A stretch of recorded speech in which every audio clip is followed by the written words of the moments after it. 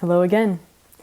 Recently I've been thinking about, I feel like I always started like that, but I've been thinking about how it feels like no one wants to watch a deep movie.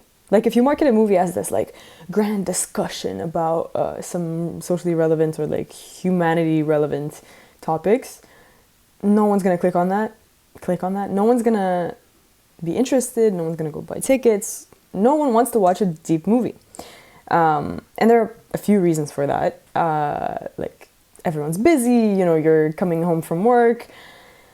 You're not necessarily in the mental space to dive into like a whole academic discussion or to even books, you get home, you're relaxed, you want something that like takes your mind off things.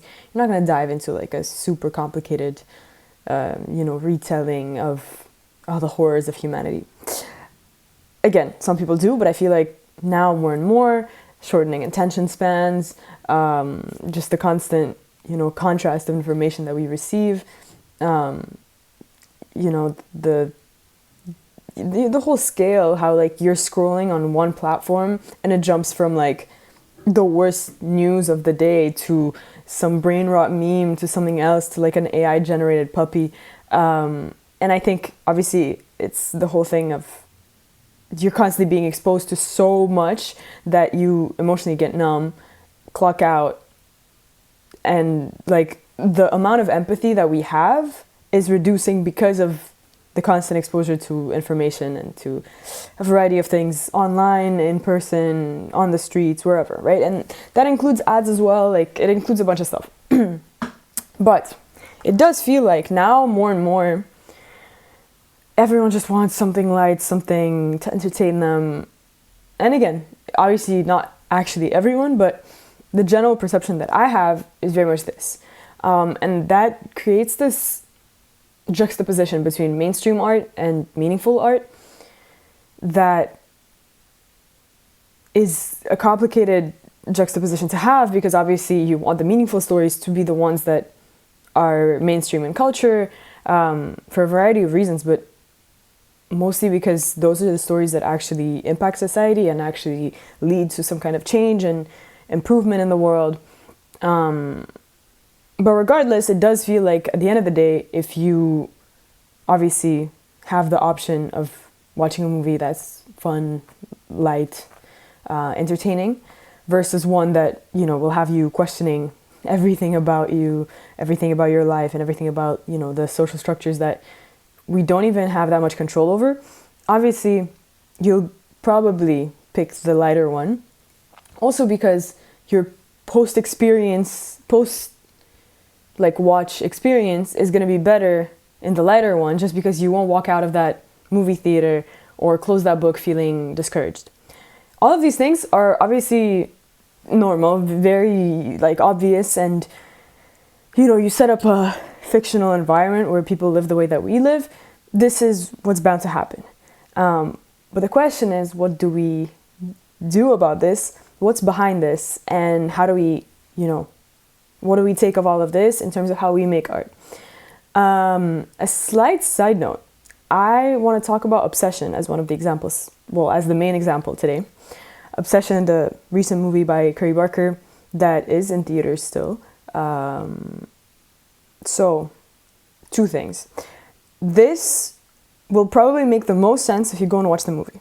But if you have no intention of watching the movie, this will also make sense just because I'm going to be talking about the sort of elements in Obsession that illustrate the point of what we're talking about today. So in essence, it's kind of an in-between where I'm not necessarily going to be talking about spoilers, but I will mention certain themes. So you have sort of two options. Either, you want to understand the detailed themes that we're going to talk about, and I think it's a really good illustration, and I think everyone, in today's world, needs to watch this movie because it's super, super interesting in terms of this juxtaposition, dichotomy. And the other thing is also that it's not necessarily a prerequisite. This isn't necessarily purely about Obsession. I'm not actually spoiling anything. This is kind of a general overview. Although, if you want zero spoilers, this also might spoil it, 0.5% or something.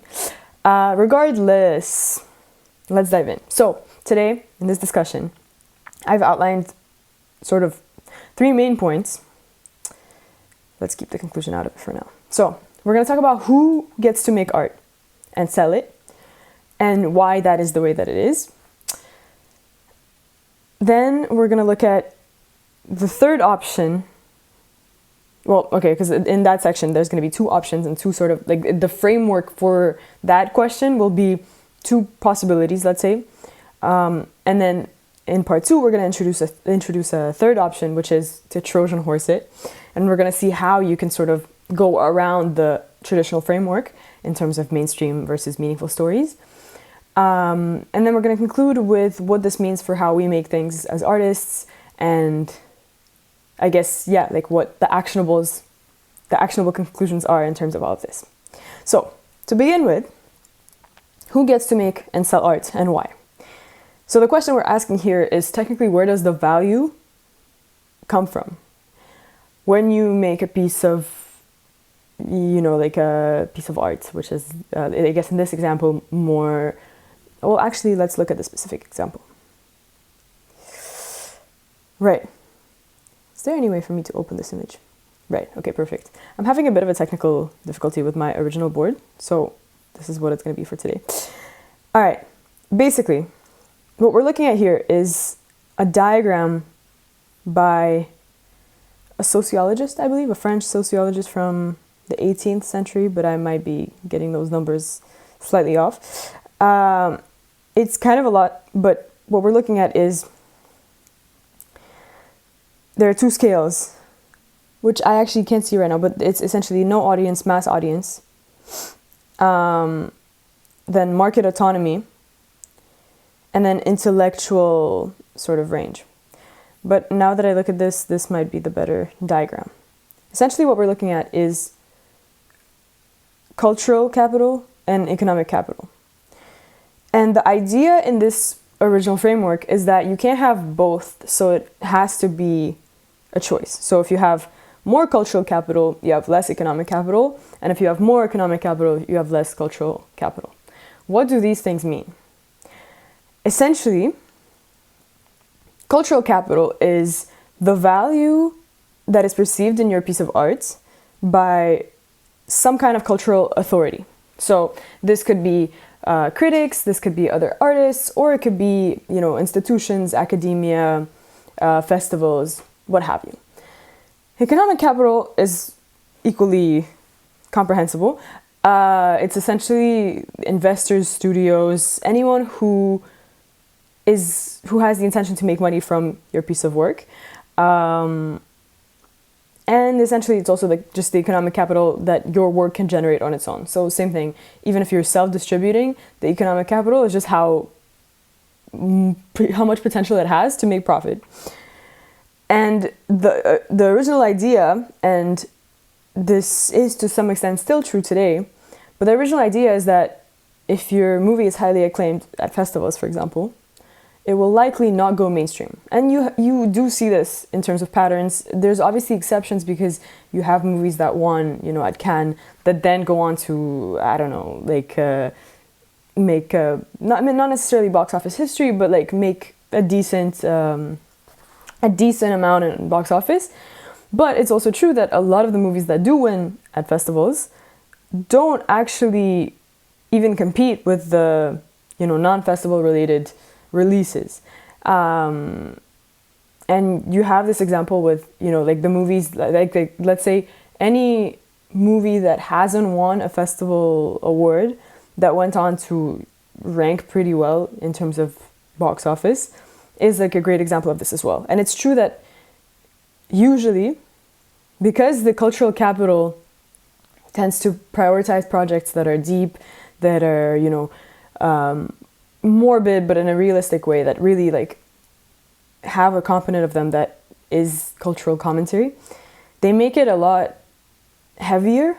Also, oftentimes a lot more contextual. So, for example, if you have a movie coming out of a specific country, if it's culturally acclaimed, even internationally, that doesn't mean that audiences outside of that country will necessarily understand what the movie covers, right? It's a very intellectual quality, like the evaluation is very intellectual, it's very educated, and that's where the mainstream transition isn't as easy to make. But essentially what that gives you is two options: either to stay pure of economic benefit, but that makes you invisible, or you sell out, which again, in either of those options, I'm not necessarily saying that it's purity or selling out. It's just kind of like the perception that we then have made of those things. But yeah, so you either stay pure, but essentially make no money, or you sell out and lose what made the work matter culturally. And I think that for the modern creator, the modern artist, that's actually it's a shame, you know, to have to pick between those two, because the whole point of making art is to communicate something. But obviously you can't sustainably make art if your art doesn't make you money. And so is it that the conclusion is that you have to, you know, for your own survival, you have to make art that doesn't matter, that doesn't say anything, art that's kind of empty, just as long as it sells? So this is, you know, like if scripts written from the market analysis or the, you know, whatever studies they do to analyze what people like or want in their stories. But the problem with that second part for me is that this is where AI can, you know, replace artists. Because if we prioritize the economic capital exclusively, what this gives us is a situation where Netflix can analyze what people like about their best-selling movies, TV shows, whatever, and replicate those exact patterns. And AI will do this better than a human would, because it can write directly prompted by this information. I'm not saying that this is a good thing, and in fact, I'm not saying that even like a human doing that work is necessarily what any artist would probably be happy doing.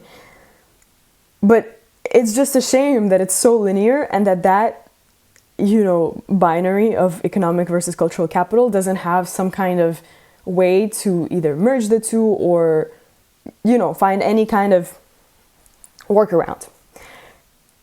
And whenever there isn't a workaround, the only thing that you can do is actually create one. And so this is where, part two, there is a third option, like there always is, and that's to Trojan horse it. Again, everyone is familiar with the Trojan horse. You sneak something in through another sort of packaging. And the way that this applies to the communication and marketing of cultural products, so movies, books, whatever else. It can be plays, any kind of like cultural, not cultural, but like artistic experience that you want to provide to someone else. The marketing is where we get to do crazy things. So essentially, what you can do is you can put the cultural depth inside something packaged for the mainstream. And this is where Obsession comes in. Again, Obsession, quick note on Obsession.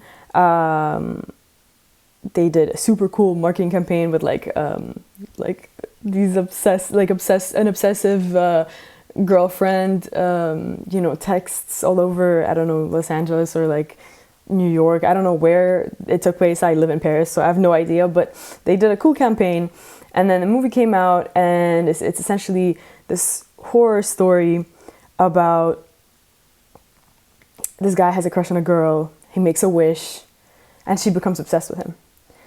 And obviously it's a horror movie, so everything goes wrong, and, you know, everyone's excited because when have we not been, you know, thrilled to talk about obsessive girlfriends and toxic girlfriends and whatever else. So it's a cool movie, technically speaking. Like, it's a cool horror movie. It scares you. It does everything you want a horror movie to do, in my opinion. Again, fully recommend the watch. But it does something even cooler, specifically for our conversation. And that's that it's marketed entirely as one thing. But what it is in reality is something a bit more layered, or even a lot more layered, you could say. Like, obviously the layer it's marketed for is still there.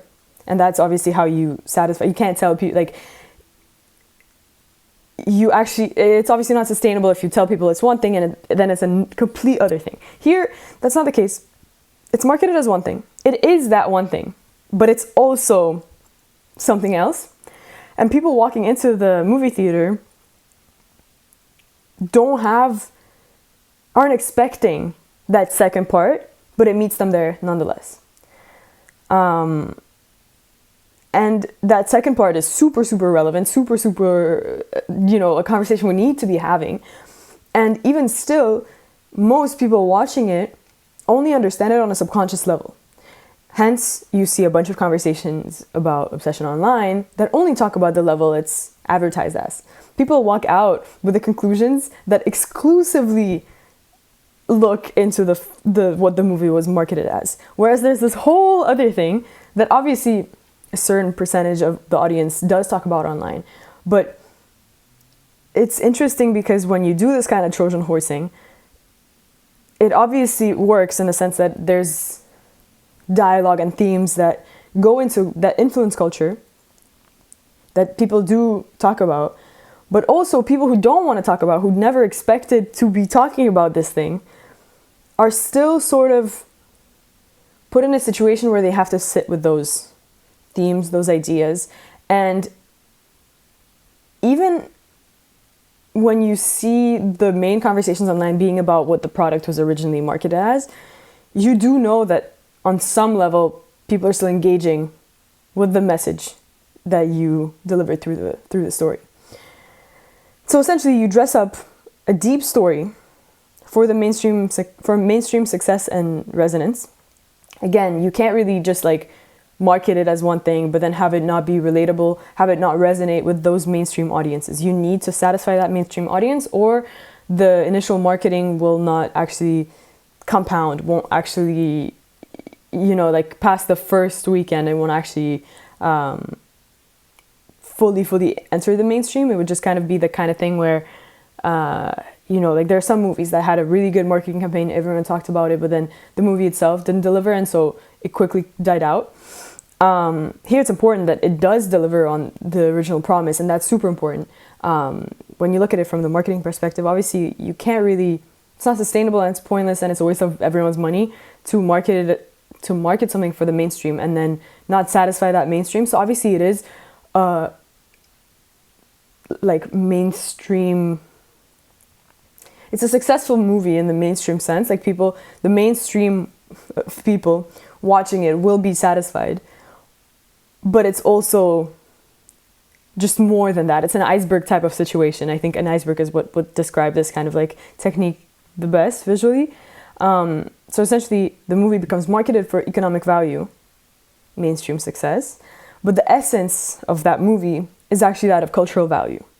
And it makes it so that, yes, this is a movie that satisfies the mainstream audience, but it's also a movie that you could write, like a school essay about, or a critic could actually analyze in thematic details, which isn't the case for, the juxtaposition that we talked about, where a movie that does well economically is not necessarily deep enough, rich enough to actually warrant like an essay diving into the details of its themes, And that's, again, super, super cool. I made this diagram with Claude, which I was like, why the hell did I make it with AI?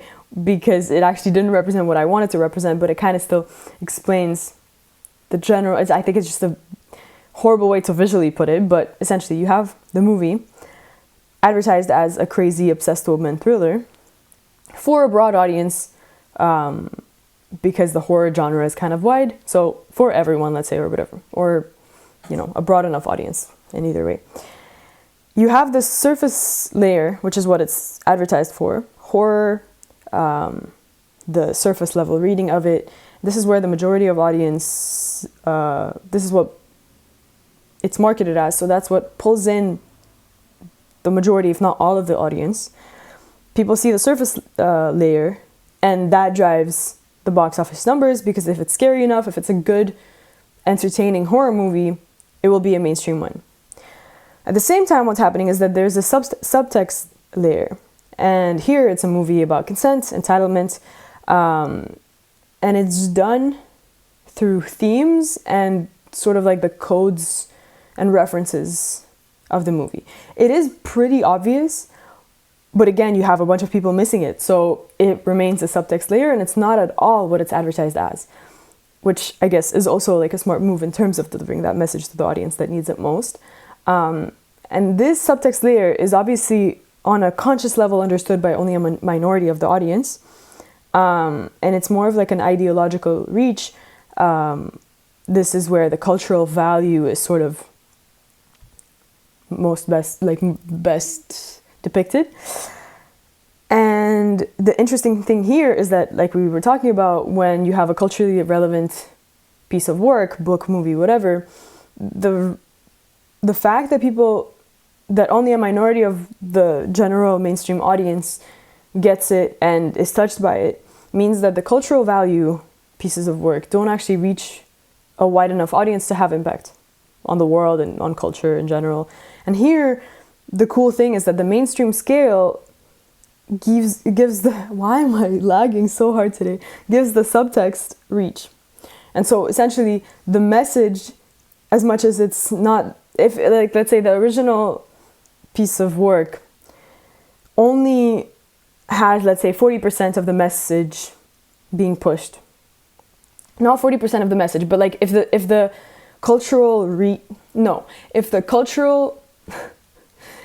theme is only, on the hidden subtext layer, then you would think that obviously it's less strong as like a cultural message than a movie that concentrates the entirety of the movie for that one specific message. But what happens is that because this movie gets seen by a wider audience, it actually impacts culture on a wider level, because obviously the minority percentage increases because the movie is so mainstream.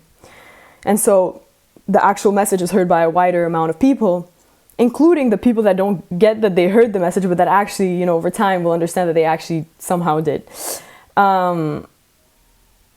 Anyways, so with all of that, and I hope that was at least somewhat comprehensible, what does this mean for how we make things as artists? And, what do we do? Do we stay broke, or do we sell out? What do we do? And so I think my conclusion in terms of all of that is that the question is still, I think for me, that option 3 is the most interesting option for most of the modern creators, especially because I think that surprising twist, that extra something that you find in a movie that's Trojan horsed, is so much stronger in terms of dopamine than a movie that's marketed as what it is and it's just that. So I think in terms of even just like cultural reach in general, having some kind of twist that goes beyond what the movie is marketed as is super satisfying. When you watch a trailer and you feel like you've seen the entire movie, and you watch the movie and you realize that's exactly the case, I feel like in today's world that's not enough, and you kind of need the trailer to feel like a complete story, but then the movie delivers so much more.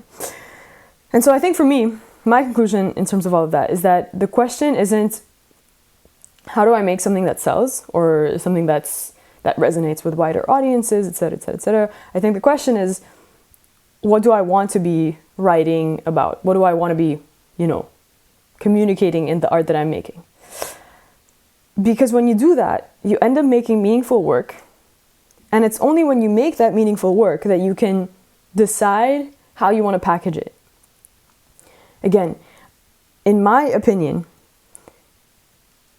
whether or not you use AI, relying on the market and like trends and, people's preferences in terms of what to put in your movies will not feel authentic, will also only somewhat work, and will not satisfy you as an artist, because the whole point of making art is expressing something that's true to you. Even if, the world isn't ready to hear the story, even if the world doesn't have the mental capacity or the empathy range to resonate with it, I think as artists, that's the one thing that we owe our work and ourselves at the same time.